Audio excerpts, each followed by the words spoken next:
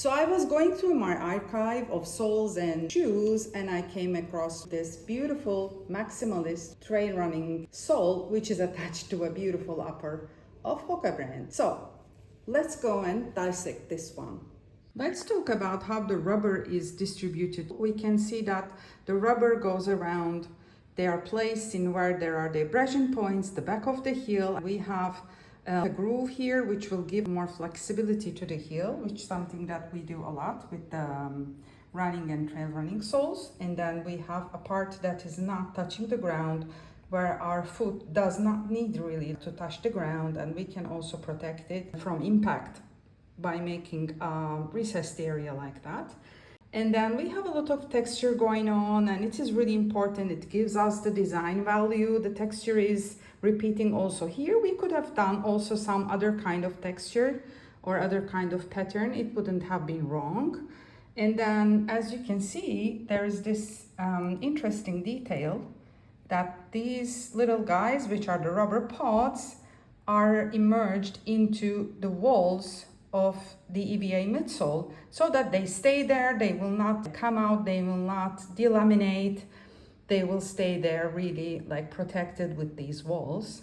And then as you can see, we have all these lugs which look like separated, but they are all connected with these little bridges of minimum thickness rubber, which allows me to make a whole one unique piece, so that in the manufacturing, I don't have all these pieces that should be laminated one by the worker, which is a big mess. They have to have a map about how to place these lugs. So what we do, which is a really like a good design tip, is to connect our elements and make it just one big rubber part. And then we can take all this piece and then just put it in the mold, close it, and we're done.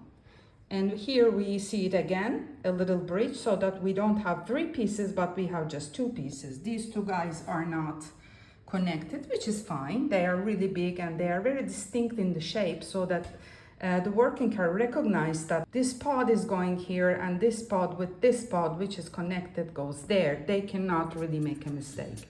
It's very easy to recognize.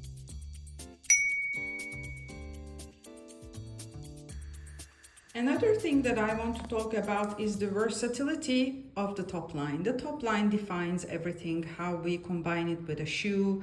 You know, I don't say that you should do something really like very uncharacteristic, but here we have the character of this sole, which is interesting with this part, which is in this case is black, but we can paint it in any color. And it is kind of continuing and is integrating with the rest of the shoe.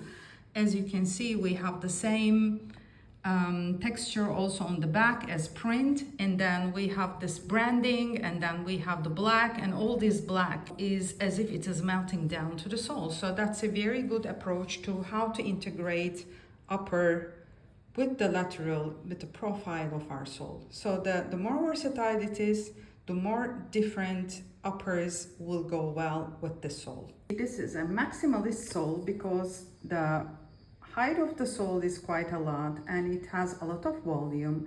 And if you look at it from the back, the heel is popping out, but not too much. We have 2 colors, and you can observe there is a little ink stain here, which means that this second color is made by painting. You can see some little imperfections on the very edge of the white part.